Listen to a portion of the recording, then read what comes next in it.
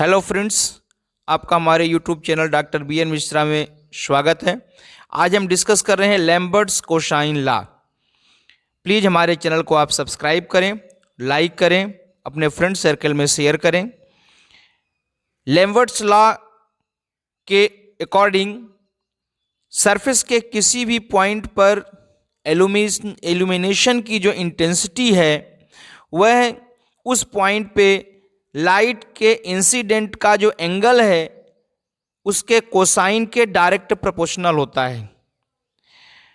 अगर intensity of illumination capital E है और सरफेस के परपेंडिकुलर या नॉर्मल और इंसिडेंट लाइट के बीच में एंगल थीटा बन रहा है, तो इस रूल के अकॉर्डिंग ई प्रोपोर्शनल होगा कॉस थीटा। थीटा क्या है?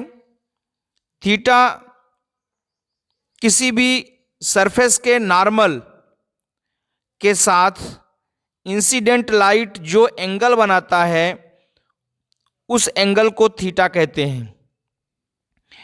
तो थीटा का जो कोसेक वैल्यू है उस कोसेक वैल्यू के डायरेक्ट प्रोपोर्शनल होता है उस इंसिडेंट लाइट की इंटेंसिटी का।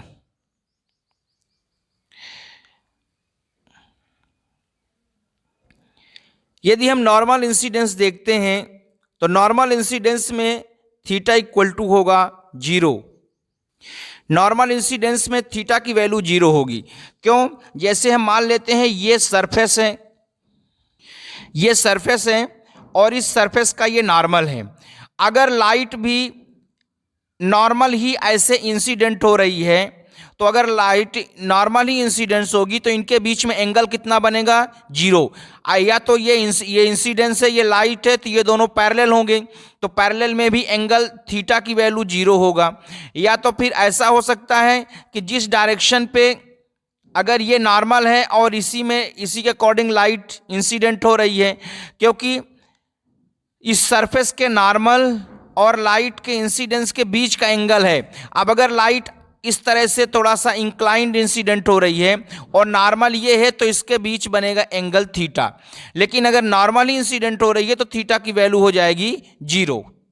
तो इस केस में थीटा इक्वल टू 0 होगा तो cos 0 की वैल्यू 1 होगी। इस तरह से जब किसी सरफेस पे लाइट नॉर्मली इंसिडेंट होती है उस कंडीशन पे जो इंटेंसिटी ऑफ इल्यूमिनेशन है वो मैक्सिमम होता है। अब अगर थीटा की वैल्यू इंक्रीज होएगी 0 से 90 डिग्री तो cos थीटा डिक्रीज होगा, क्योंकि cos थीटा एक डिक्रीजिंग फंक्शन है, sin थीटा इंक्रीजिंग फंक्शन है। मतलब cos थीटा में जैसे थीटा की वैल्यू इंक्रीज होगी cos थीटा की वैल्यू डिक्रीज होती जाएगी। इस केस में आप देख सकते कि cos theta equal to cos 0 इक्वल टू 1 होगा। इस केस में जैसे हमने बताया कि सरफेस की इल्यूमिनेशन मैक्सिमम होगा। अब हम जानते हैं कि cos थीटा डिक्रीजिंग वैल्यू है, इसके कारण जो सरफेस का इल्यूमिनेशन है उसकी इंटेंसिटी भी डिक्रीज होती जाएगी, क्योंकि इल्यूमिनेशन इंटेंसिटी ई जो है वो cos थीटा के डायरेक्ट प्रोपोर्शनल है। क्योंकि cos थीटा डिक्रीज होगा इसलिए इल्यूमिनेशन भी, इंटेंसिटी ऑफ इल्यूमिनेशन भी डिक्रीज होगा। तो दोस्तों ये हमने डिस्कस किया लैम्बर्ट्स कोसाइन लॉ। आप हमारे चैनल को सब्सक्राइब करें, लाइक करें, शेयर करें। कोई प्रॉब्लम है तो कमेंट करें। Thank you very much.